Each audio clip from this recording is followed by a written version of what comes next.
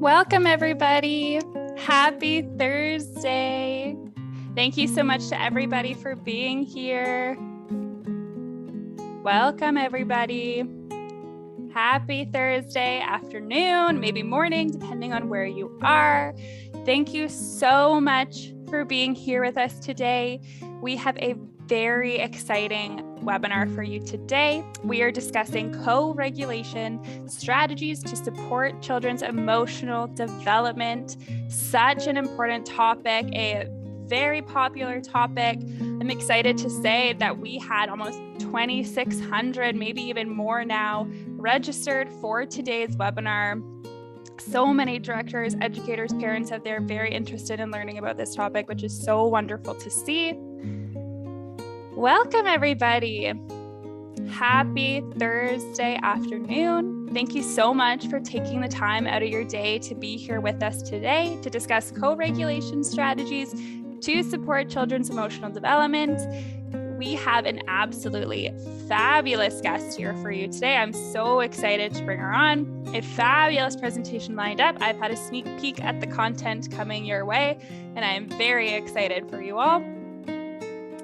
Happy Thursday, everybody. Thank you so much for being here. It's so nice to see everybody, some familiar names. As always, go ahead and let us know in the chat where you're coming from today.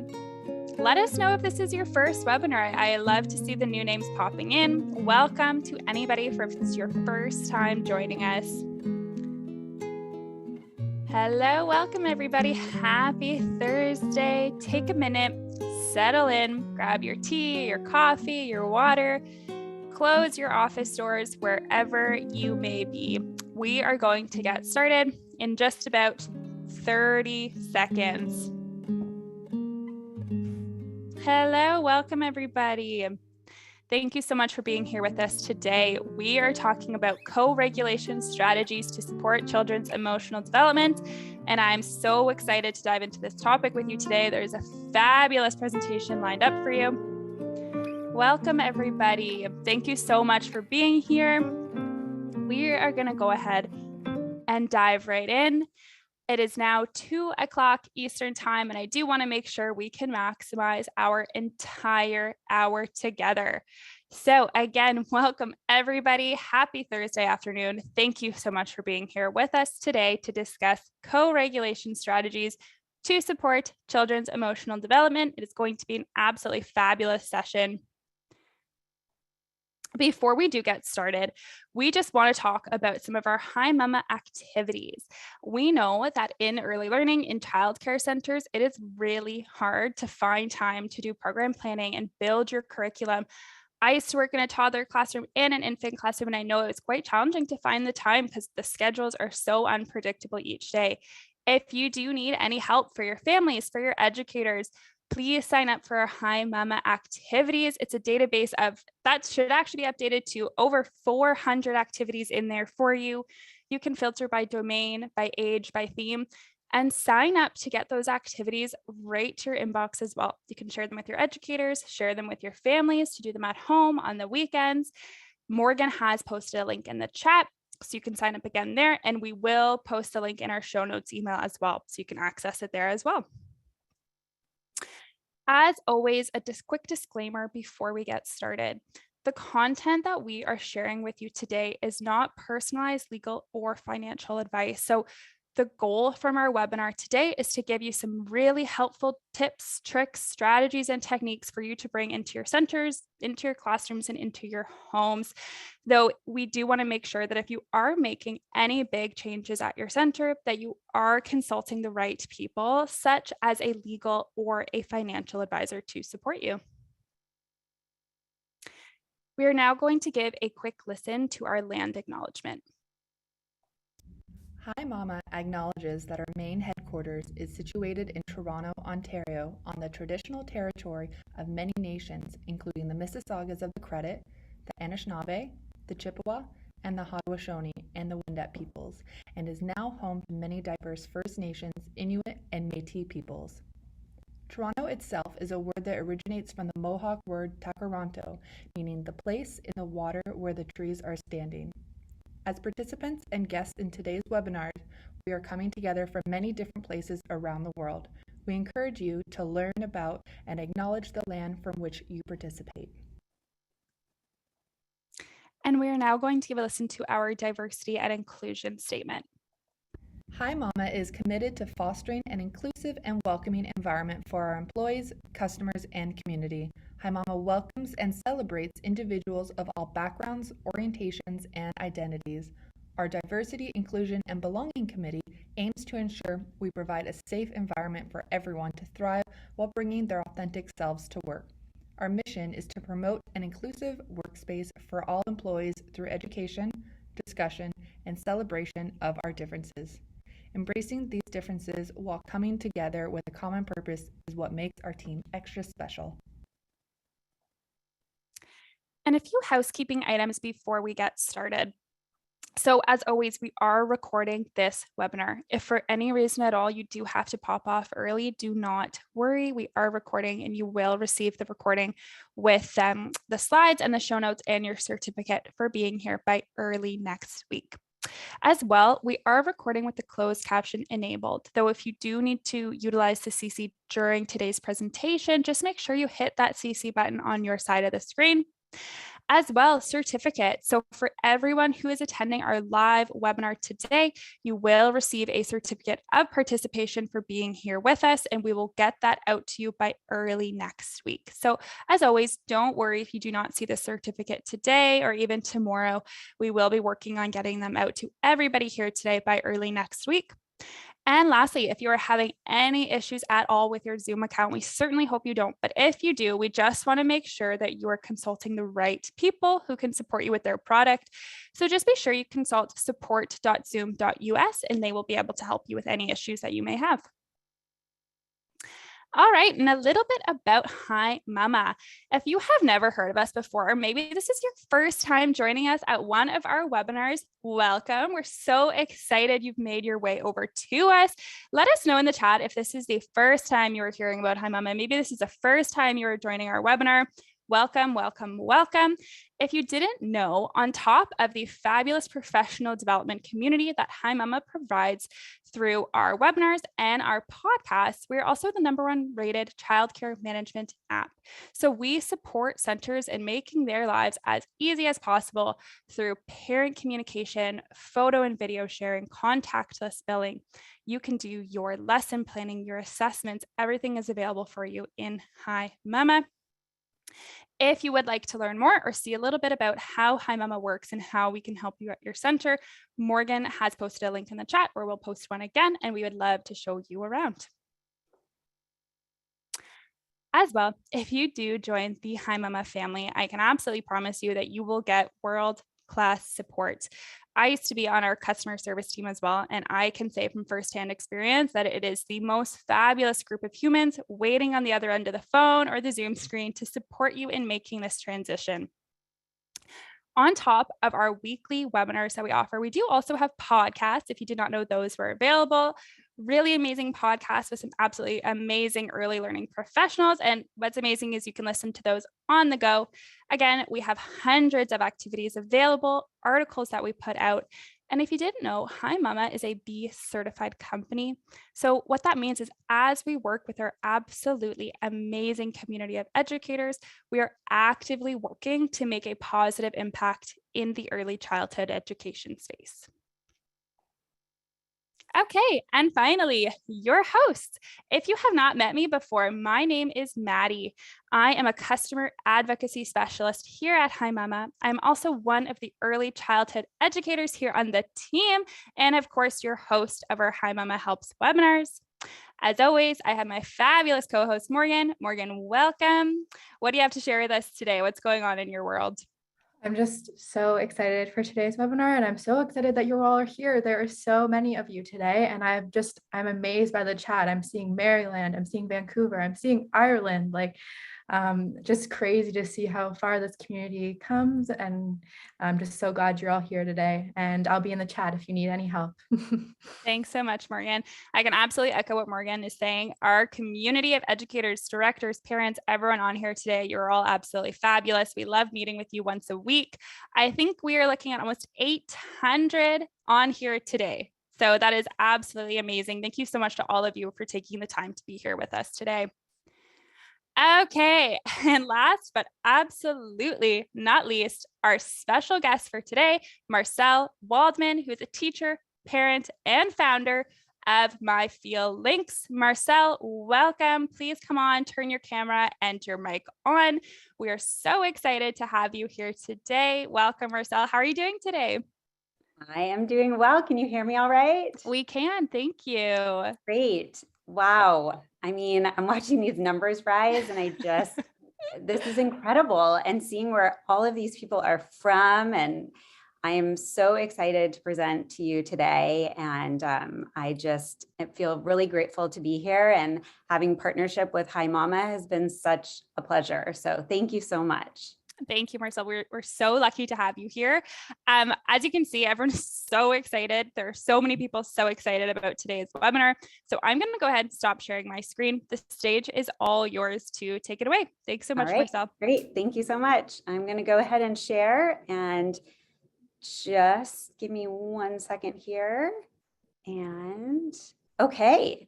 So, wow. Welcome all of you from just across the world. I sit in Issaquah, Washington, which is in the Seattle area. And I did see some of you from kind of the local area here.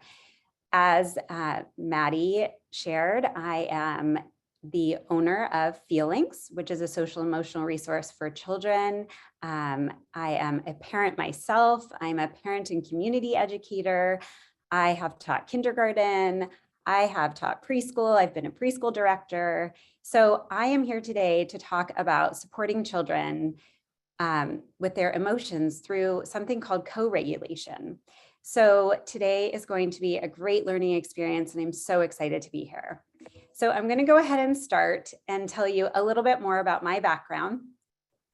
So I grew up sort of in this area, very close to where I'm living now. Had a childhood that was really loving and fantastic with my mom and my brother.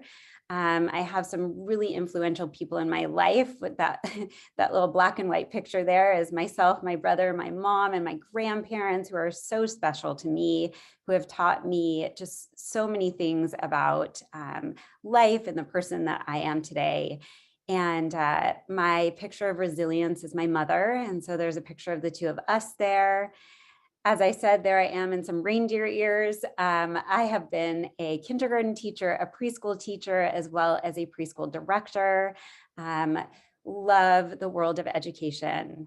I am a mother of 2 children. I am the wife of someone that I met in college. So here we are, University of Arizona, with all of our gear on. My daughter is turning 12. My son just turned 10. And I'm a huge community volunteer. I volunteer at my kids' schools. I've been the PTA president for a couple of years. I have also volunteered on various organizations that are really meaningful to me. I love this picture. This next picture at the bottom is a student of mine who, here he is coming into my kindergarten classroom, something I practice every day. And it was a handshake, high five, or hug on the way in and the way out, connecting with every student as they walked in my door. So here's Cooper coming in, and the next picture next to it is Cooper going off to college. So that was a picture of his mother asked if I would come as someone who's been really influential in his life and come and see him off. So here we are standing outside my kindergarten classroom door, and he is now in his 2nd year in college. And last but not least, I am the CEO, founder, and sole creator of Feelings, which is a social emotional resource for children used in schools, by counselors, in homes with parents and caretakers. So I hope today will be a learning experience for all of you, and I'm excited to get started. So Susan David is really someone that I respect so greatly in the world of research on emotions. And this quote's really for all of you out there as the adult, whether you're a parent, a caretaker, a teacher, a director, a leader with children. this is something that will resonate with all of us. And that is that tough emotions are part of our contract with life. You don't get to have a meaningful career or raise a family or leave the world a better place without stress and discomfort. Discomfort is the price of admission to a meaningful life.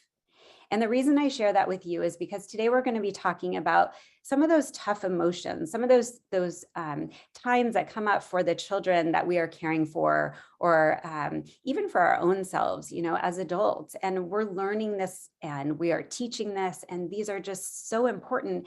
And what's really important is that I stress to you that these feelings are valid and normal, and that is what we really want our children to understand. So we're going to move on from this quote. So here's your seed for today. So something that's really important to me to think about when I think about my roles and my purpose are, why am I here? So what are you doing here today with me and Hi Mama? Okay. What are you doing in the roles in your life? Okay. What are you putting out to the world? And why are those things important to you? Okay. And the reason that I go there is because I think when we can think about what our why is, we can put so much more into what it is that we're doing every day, whether it's our role, as I shared with you before, as I was a volunteer, or as I am being a mother or a wife or a teacher or a community educator, okay, or a business owner. What are the whys behind what we do every day? So here are some questions. And feel free if you want to share in the chat. I know Morgan's back there trying to do some fielding and, but maybe just share with the group, ask yourself these questions. What do I value most? Why do I value these things? What are the purposes of my roles in life? What motivates me? What are my goals for the child I have in my home or the students I have at my center and my classrooms? And what actions will I take to support these goals for myself, for the students, for the children I care for? So those are all really important seeds to start our conversation today. So here's the agenda. We're going to talk about what emotional intelligence is. We're going to talk about a really simplistic 3-part model of the brain and how those things are all really important when we're then talking about reacting versus responding. Okay, and that's something we are working on as adults and something we are modeling and sharing with students and children in our lives. Emotion regulation, connecting during those tougher times. What are the regulation strategies maybe that you're using or presenting or sharing with your child or your students? And then I hope you take away some really wonderful action steps. So that will be the agenda. So I will go ahead and start with emotional intelligence. And the reason I start here is because as I talked about what's your why and what is your seed for being here and what is your why in your roles in life, I think understanding emotional intelligence, what it is and why it's so important, is going to really help gear the conversation of that regulation and strategies to use and how we are modeling and teaching those explicitly. So emotional intelligence has become this kind of amazing umbrella of vocabulary. And this vocabulary came in 1990 from researchers Savoy and Mayer. And so I'm going to use their definition. So it is the ability to monitor one's own and others' feelings and emotions, to discriminate among them, and to use this information to guide one's thinking and actions. Okay, so let me help you with that. That's a lot. That's big. So Daniel Goleman is also a researcher on emotions. And while I'm not a researcher, I have dug very deep into all of this. And this has been my passion since being a teacher and knowing how important these social emotional skills are for children.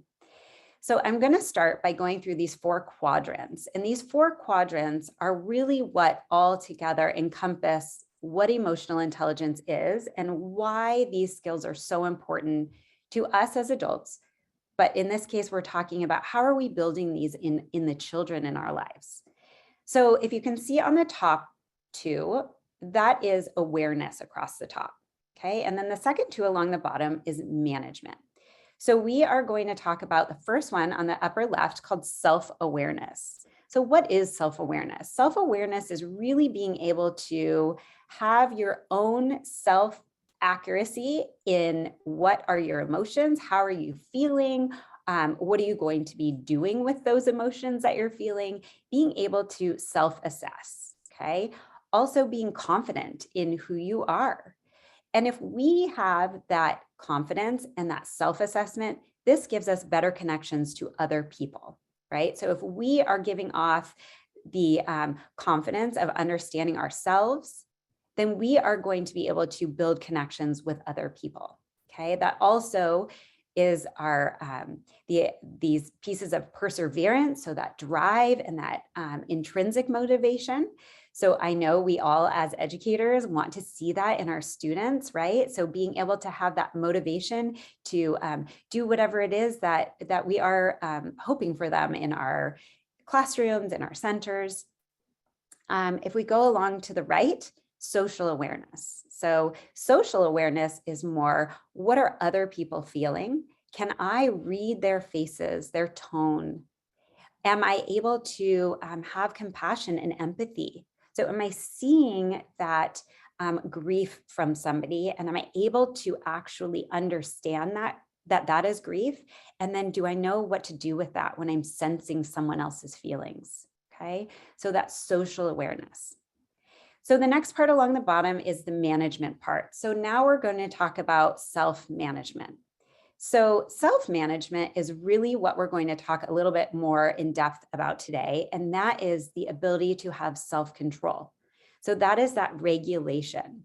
That is something that we see with our children all the time, right? From brand new born babies who need some support and help to regulate when they're crying because something has happened or they are hungry, right? And so that is something, that regulation is something we're trying to build from day one.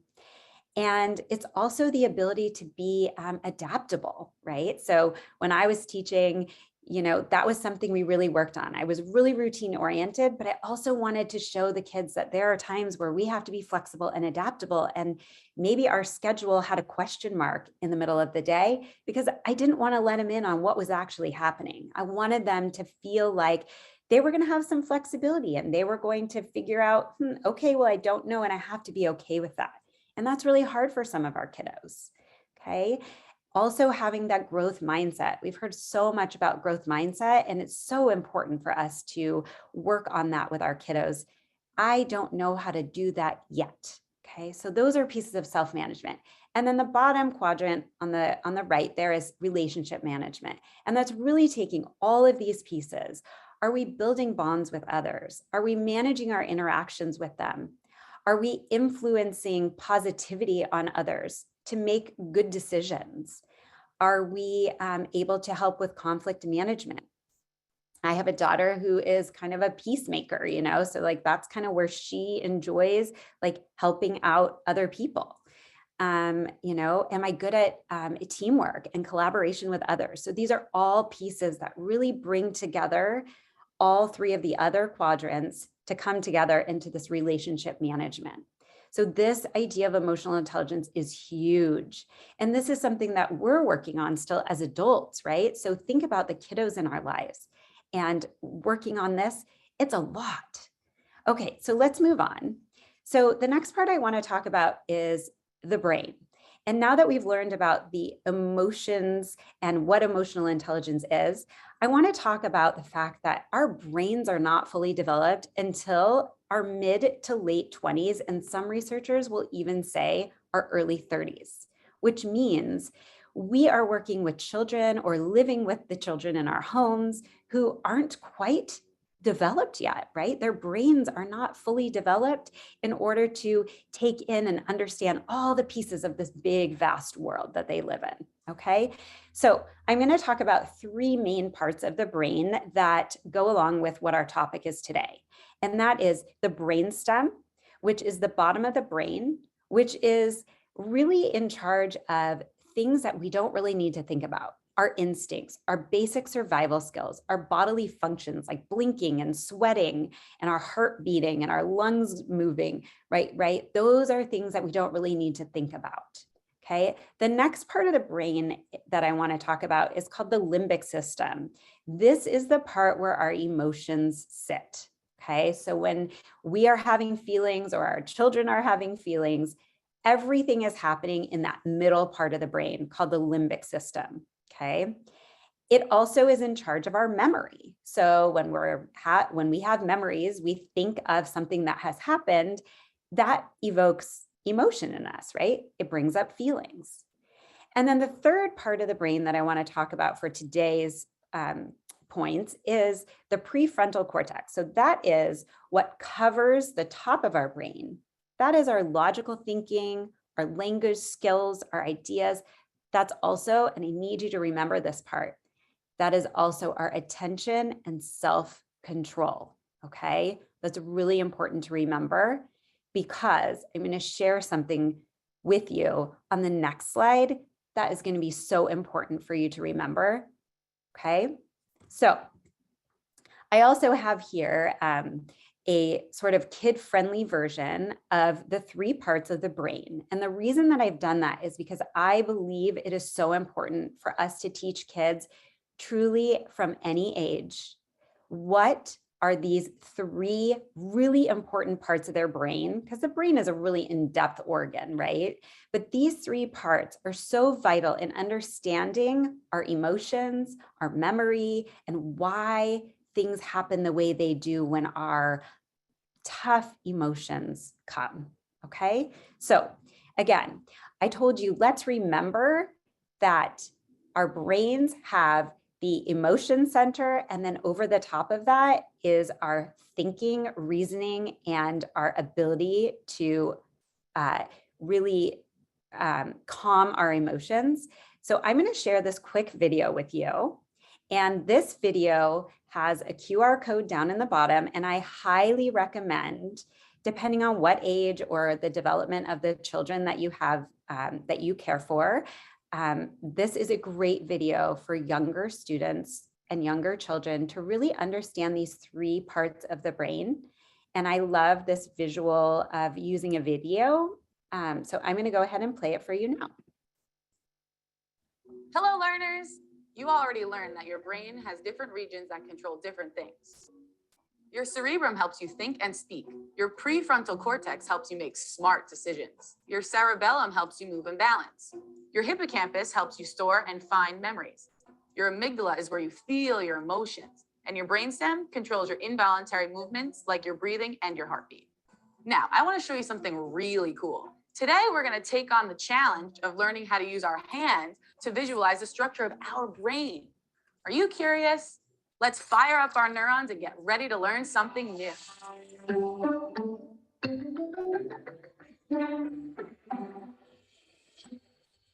going to use our hand to make a model of our brain.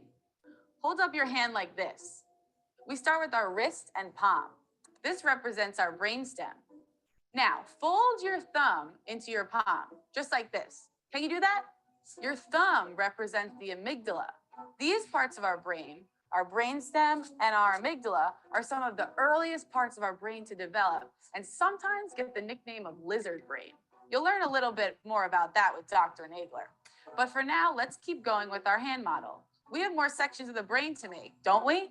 Now that we have our amygdala, wrap your fingers over your thumb to make a fist, just like this. These fingers represent our upper brain. Back here is our cerebellum. That keeps us balanced. Up top, we have our cerebrum. That helps us think and speak. And right up front, we have the prefrontal cortex, which helps us make smart decisions. This is our hand-brain model, and it's a great symbol of our brain. It's not exactly what the brain looks like, but it can help us communicate things about our brain and how we're feeling. Like, look at this. See how our cerebrum and prefrontal cortex wrap snugly over our amygdala, keeping it nice and secure? When our prefrontal cortex is in control, we feel happy, calm, and focused. We are ready to do our best learning. But we don't always feel that way, do we? Sometimes we feel upset or angry or frustrated or too excited. Sometimes we even feel so silly, it feels like we're losing control of our bodies. And that's okay. We all have times where our emotions take over and we have a hard time focusing and making smart decisions. When we feel this way, it's because our amygdala is in control. We can represent this by opening our palm to show our amygdala. It's kind of like saying, I flipped my lid and now my amygdala is in control. Right now, we can't even see the prefrontal cortex. Our hand-brain model gives us a great way to communicate which part of our brain is in control. And that's really important because when our amygdala takes control, we have a very hard time focusing. The amygdala is great at emotions, but not so great at making decisions. But why is that? I'm curious to learn more about my amygdala. Okay, so that video I think is a really great video I've shared with children, and it is a really good one to share with them. The next thing that I want to do is actually have us all try and go ahead and make the hand-brain model with our own hands, because this is also a really great way to talk to children when they're having tough emotions, not actually when they're having them, but when things are calm, to talk to them and teach them about this. So what a great way to use your hand and make it very memorable for children. So as she was explaining, this would be the brainstem, which is the part of our basic functions, right? And then the next part is pulling in our thumb, which is that amygdala and the hippocampus, which are our memory and emotion centers of the brain. And then we bring our, our hands over the top, our fingers over the top, and that is the prefrontal cortex, which is our thinking, our language, our decision-making. So now think about when a child is having some really tough emotions and you are thinking, how do I help solve this? And you're coming in to try and talk to them. However, they have totally flipped their lid because their thinking brain now is completely offline. So the center part of the brain, which is where all the emotions are coming and super overwhelmed, right? Not the best time to try and talk to a kiddo about how they're having a tough emotion moment and what to do about it, right? The thinking brain is off. They are not listening. They're not learning. So what we need to do is bring that brain back online and center that. So let's get into using those coping skills and figuring out how to do that. So again, another quote that I love, and it says, do not teach your children never to be angry, teach them how to be angry. So think about that time where that child is angry, their lid is flipped, they are totally overwhelmed with anger and emotion, right? What do we not want to see? And what do we do want to see? We need to know that there's no good or bad emotions.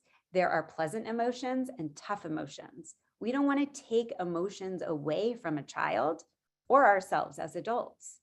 So it's teaching how to be angry or teaching how to show overexcitement, right? Those are the things that we're trying to teach children rather than taking away emotions. Emotions are how we all communicate with our world, okay? So we're not trying to stop them, but we are trying to bring those tough emotions to a place where then we can start the learning. So the first thing that I want to tell you as a caretaker, parent, teacher, is that there are two different ways that we can respond to a child.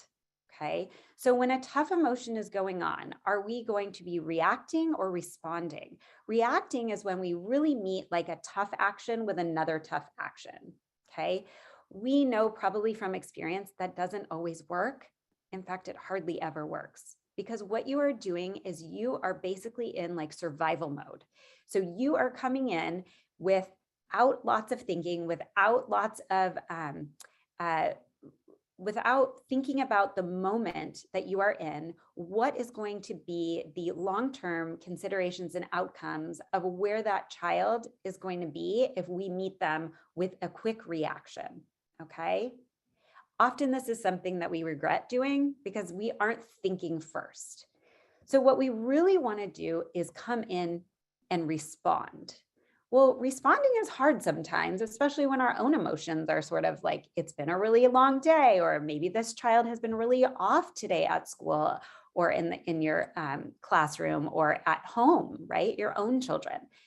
But what we want to try and do is come in calmly, slowly, deliberately, and think before we respond.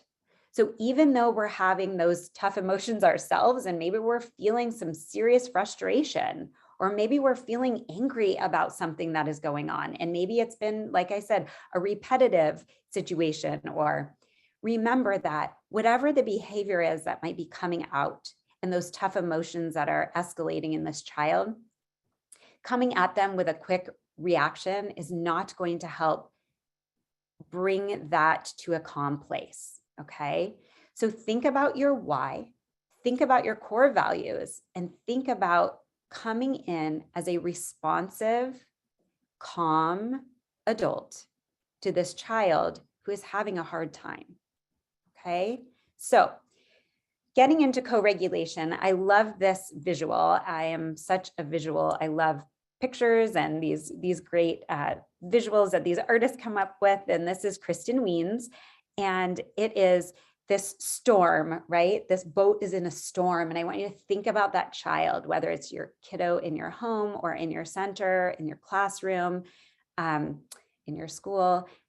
Think about that child, think about that storm, okay? If you can come calmly to that storm, what you are doing is you are creating something called co-regulation, okay? So those two boats now look pretty calm and happy together. And the reason that we want to do that is because we are the adult coming in, soothing, supportively, and kindly and calmly to a child. That child, think of that brain we talked about. That child who's experiencing tough emotions, their brain is not at a place to be learning, listening, and thinking about what you're saying to them until they can come to that calm place.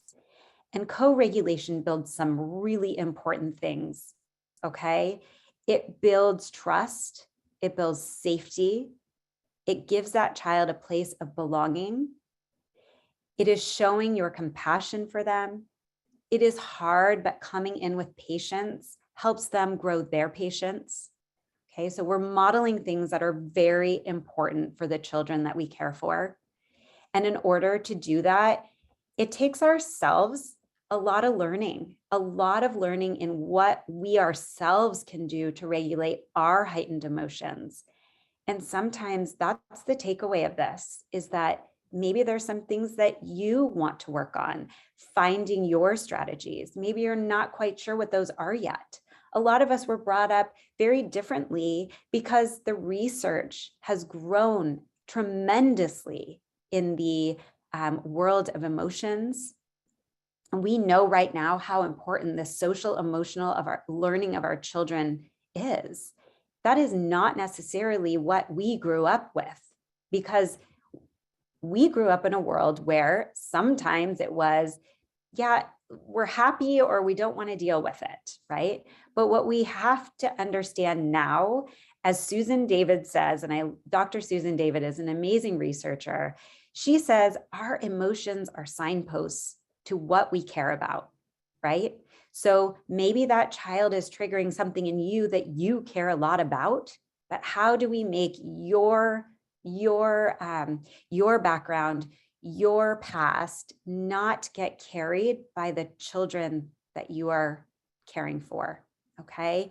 So maybe it's working on some regulation strategies for yourself so that you can come in as a co-regulator for a child.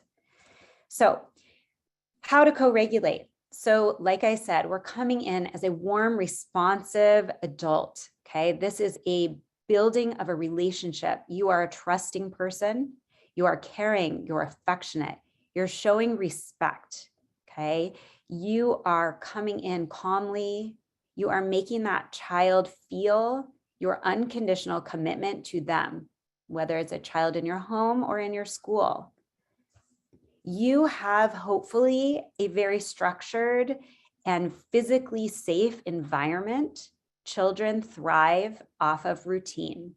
And like I said, a curveball here and there, and building in some flexibility and adaptability for those kiddos, but it is so important that we are giving them an environment that feels safe and trusting. Home, classroom, your learning centers, okay? These are really important pieces to building that sense of co-regulation. And the last piece of this is really modeling. So are you modeling what it is that you are asking of the children around you? And like I said, it might take you some time and some work to create some strategies that are favorites of yours. And let me tell you something, even as a parent and educator myself, I absolutely do not do this every time. We are human beings and our tough emotions do take over. But there's also a very important piece to that, and that is repair. So please remember that even in the toughest of those moments, when you don't feel like you're being your best self, repair is so important because we hope that the children we are caring for also repair when they've made someone else maybe feel hurt. Okay, so repair is a really important thing for us to model. Remember that you are explicitly teaching regulation strategies, not only modeling them, but you're talking about them in times when things are calm. You can use books, you can use videos, movies. Books are my favorite. You can use stuffed animals. There's all kinds of ways to show and be very explicit about using these regulation strategies when things are feeling tough for a child. Okay. And then always letting them know when they are successfully using those skills. So even though that child is furious, if they're using the breathing techniques and they're able to tell you that they're feeling furious and they're able to feel that emotion because we don't want to take it away, but then they know what to do with it, that is when we need to let them know that they are successfully doing what it is that we are hoping for them to do. So what happens after that co-regulation piece? Well, I shouldn't say after. I think co-regulation is something that we can use and need our whole lives. Like my husband can come in and help me when I need some help regulating my emotions. That is still co-regulation. It's not just for our babies and our toddlers and our elementary age kids, right? I come into my 12-year-old, almost 12-year-old, and help with regulating. So those are really important skills. But in learning those skills, what we are hoping for is that we are creating human beings that will eventually know how to self-soothe, manage those emotions and impulses when they rise, especially those tough ones, that they also are learning the difference between responding and reacting. Remember, responding is coming in slowly and gently and calmly, and reacting is meeting one action with another action that is not soothing and not calm. We want to teach that to our children. So the more we're modeling that, the more they're going to have the ability to practice that. Are they able to cheer themselves up after disappointments? Okay, so we're learning how to feel the feelings. We're learning how to know that there is tough ups and downs in our lives, but that we can come out on the other side and we can move on after the disappointment. Are we raising these children and students to really not only say, but also act consistent with values, just like we are doing in our own homes and schools? Okay, and are we setting them off to really build those great relationships with everyone in their lives? Their teachers, their peers, their parents, their grandparents, whomever it is. And then later on in life, in the workplace. Okay, so these are really important strategies that we are helping these kids with to build up to this self-regulation. So how do we help these kiddos when they are having those tough emotional days? Well, let's talk about what creates the safety, the love, the security. What creates that? Well, many of you, I'm sure, have seen this, but I love this visual, and it's a cup. So our kids, think of our kids, even ourselves, right? We have this emotional cup. And sometimes our emotional cup gets filled and sometimes our emotional cup gets spilled. So let's talk about what fills up the cup. Well, think about students in your classroom, think about your kiddos at home. Okay, so one-on-one time, right? Building friendships, play. We know play is like such an amazing and important piece of a child's life. In fact, it's probably one of the most important pieces. They learn so much through play. Is it, are they feeling a sense of safety? Are they feeling the attention that they're hoping to gain? Are they getting to choose choice activities? Are they getting adequate sleep and nutrition? These are all things that help fill this emotional cup. But then we have the tough stuff, right? So the tough stuff happens when our cup starts getting spilled out. And some days the cup empties more than others. And those things that spill out the cup are things like stress and loneliness and rejection, yelling, punishment. Okay, so isolation, failure. These words, I think, for all of us that are here today, go straight to your heart, because these are all feelings that maybe we've felt or seen a child feel. And that is really hard for us as very caring adults. But these are the things that our children are having in their daily lives because it is natural. But these are the things that empty that cup. And then what happens when our cups start to empty? Well, we start seeing behavior. And those tough behaviors, like I said, there are no good and bad emotions, but there are pleasant emotions and tough emotions. And this is such a wonderful quote about behavior being communication. When we understand how a child's challenging behaviors serve as communication, we can devise strategies that teach the child to communicate in more desirable ways. Glenn Dunlap, PhD. So what this means is children have these behaviors on the surface, just like the iceberg coming out of the water. And the tip of the iceberg is really that piece of what are we seeing? Are we seeing aggression? Are we seeing misplaced anger? Are we seeing tantrums? Are we seeing explosive behavior? Are we seeing a lot of tears? Okay, what are we seeing on the surface? Our job as the caring adult is to figure out what is hidden below that. So some examples are lack of attachment, lack of social skills. Maybe they just don't know yet, right? They're not there yet. Physical safety, the lack of basic needs being met, like nutrition and sleep, security. Maybe there's a lack of belonging.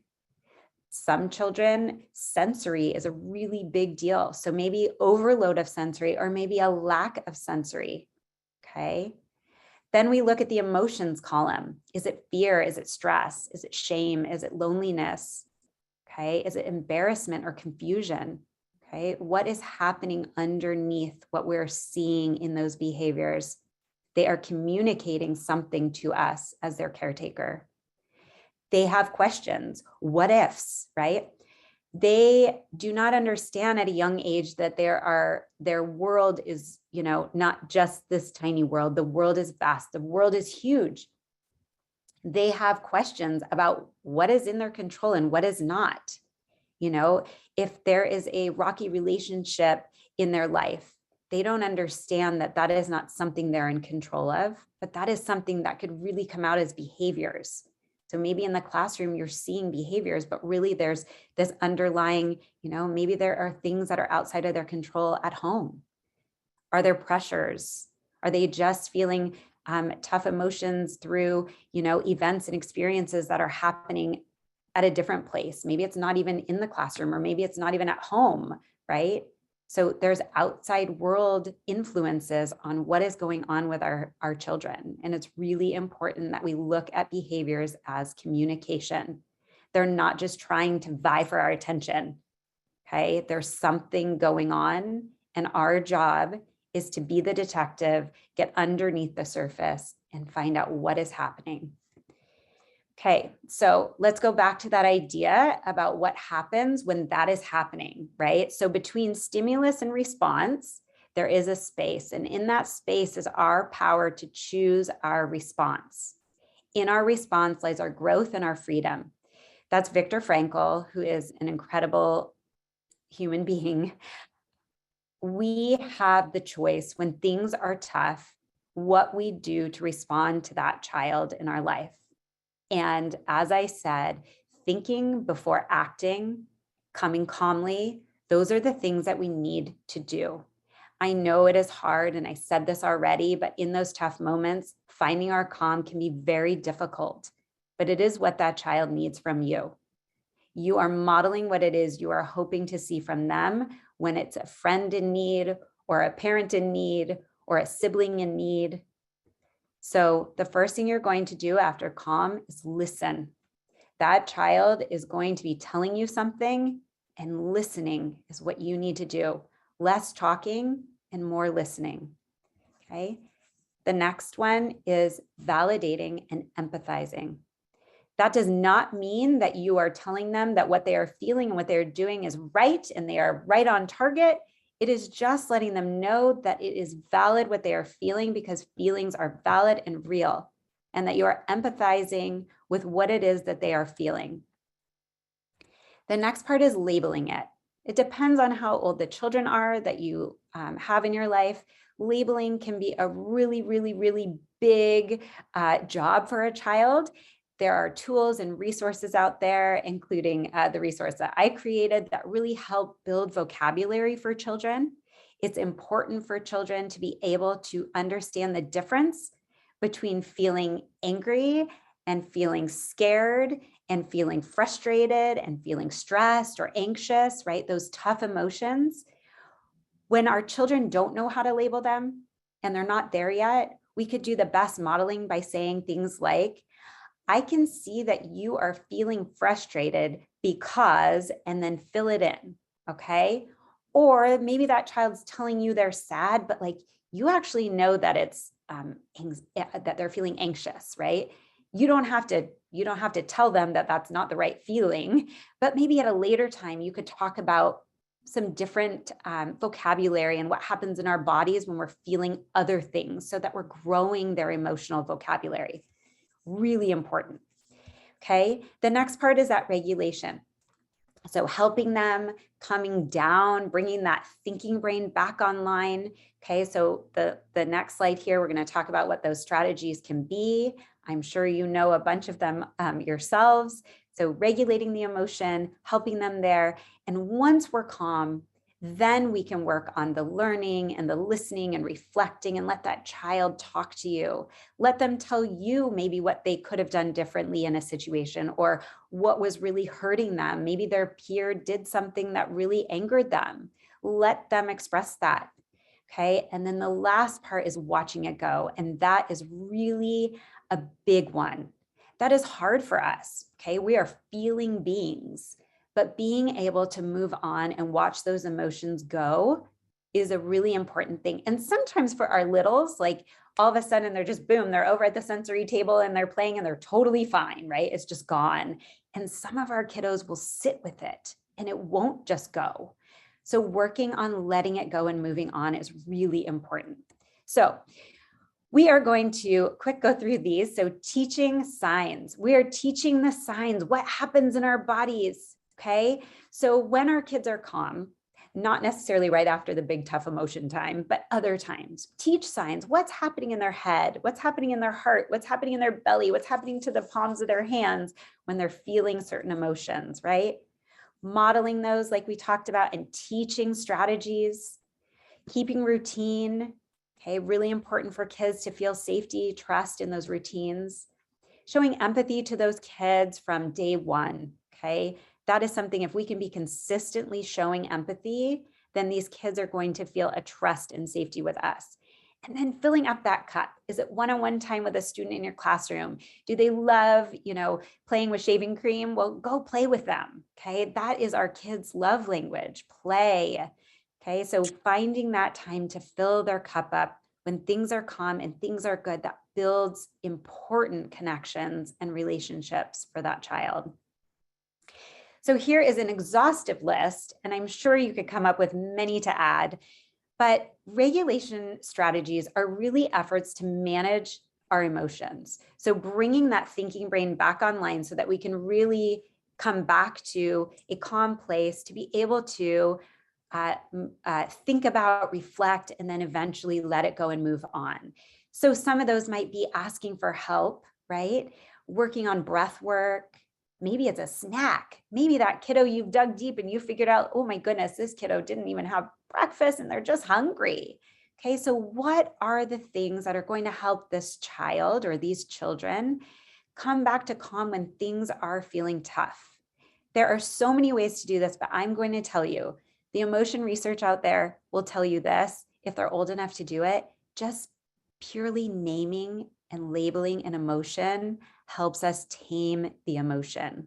So I encourage you to really work on building emotional vocabulary with the children in your life, because if they can get very granular and specific, okay, and that's work we need to do as adults too. But the more we can understand that for ourselves and teach that to our kids, these techniques and these ways of managing and regulating are really going to work. Is it self-talk? Do they talk to themselves? Do they just need a break? Do they need to have a conversation with a peer? Maybe they just want to go read a book with someone, right? So what are the things that kind of bring those emotions back to a managed place to then reflect and then move on? So we live in this very complex world. You have big jobs, whether you are a parent, whether you're an educator, okay? So part of this life is really remembering ourselves, have compassion for yourselves, know that you are not going to solve it all for the children, but that showing up is number one. So stepping back is so full of wisdom. Step back, listen, watch, learn. These children are teaching us, they're telling us. Okay, these are so important for us to be able to do. It's hard not to swoop in. It's hard not to want to fix it right away. But letting them feel the discomfort and the tough emotions sometimes is really what they need to do to realize some self-confidence, to know that the tough stuff, even though it's really hard, that they can survive it. And that the life's ups and downs that are coming their way, they can move past, they can feel it, they can express it, they can deal with it, and they can move on to something else. These are all really important things for us to do so that our kiddos can really take the reins as developmentally necessary, of course, okay? So just think about letting those kiddos create their own self-confidence in knowing that they can survive the tough stuff.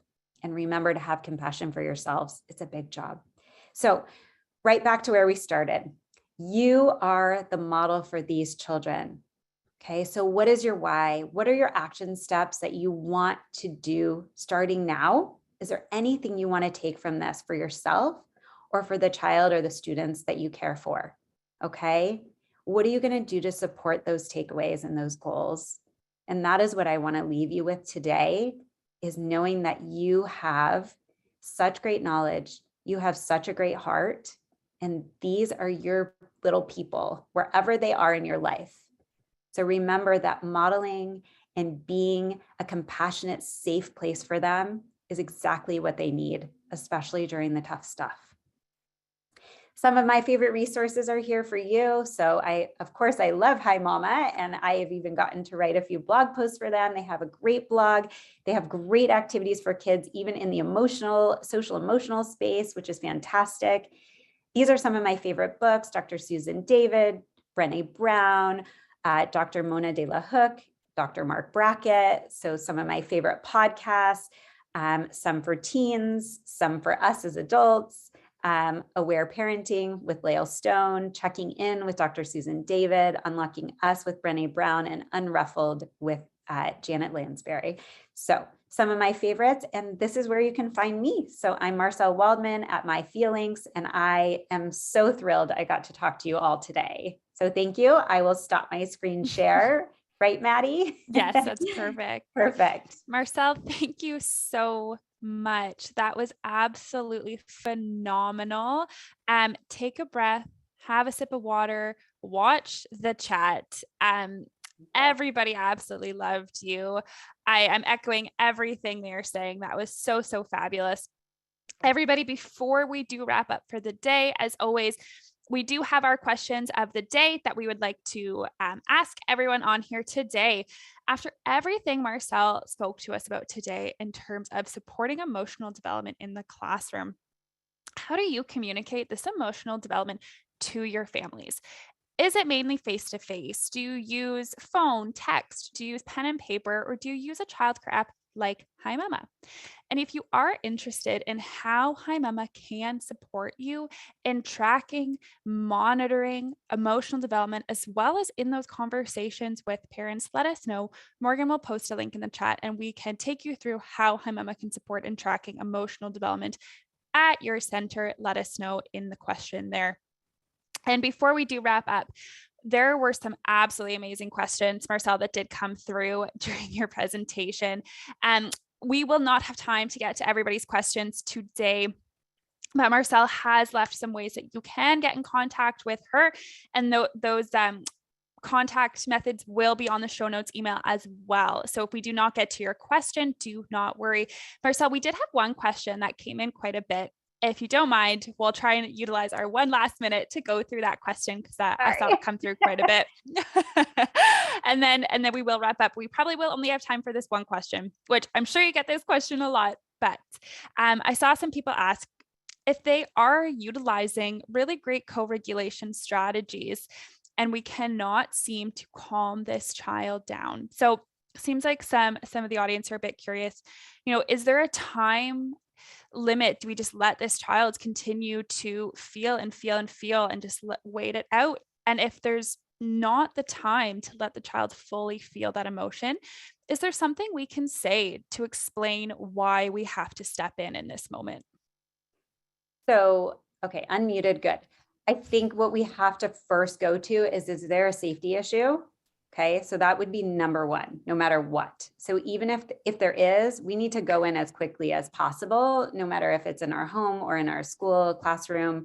Safety is number one. So we need to make sure that child is safe, we are safe, and any of the other children around them are safe. So that would be the first, like assessing the situation.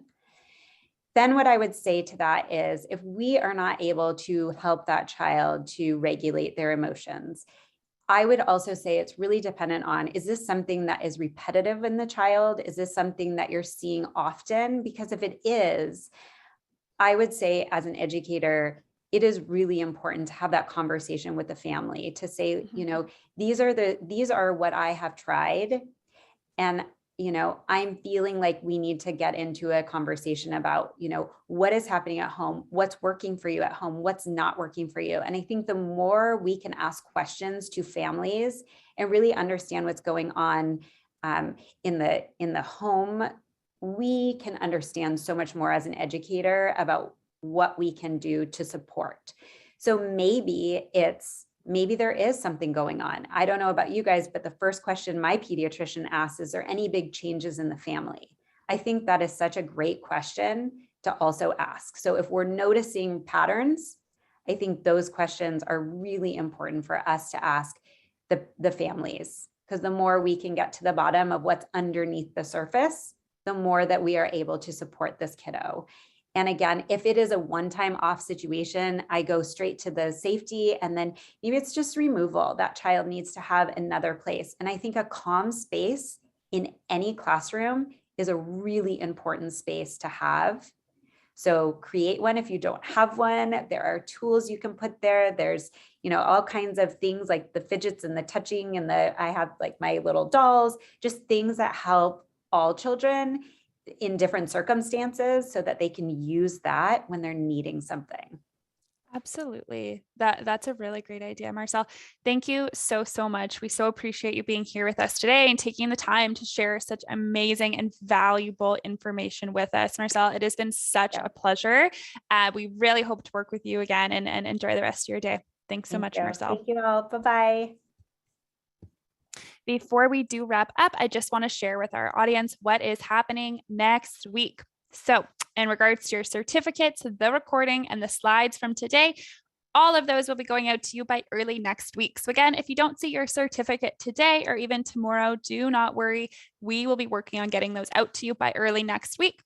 And now next week's webinar, please do register. It is going to be fabulous. Same time, same place, next Thursday, 2 p.m. Eastern Time. We are talking about strategies to discuss gender expression with young children. Very important topic. Morgan will post a link in the chat so you can be the first to register now. You do not want to miss this webinar. Lastly, if you have not connected with us on any of our other social platforms, please do. We have an amazing Circle Time community on our Facebook Circle Time page run by Kaya, who many of you have met before. And there are so many fabulous ideas being shared in there as well. And also follow us on Instagram so you can have sneak peeks at what is going on at Hi Mama, what webinars are coming up to make sure you don't miss out on anything. We are over today. So thank you so much for everyone for being here with us for this hour today. Fabulous as always. I hope to see you all next week. And thank you so much for being here. Take care, everybody.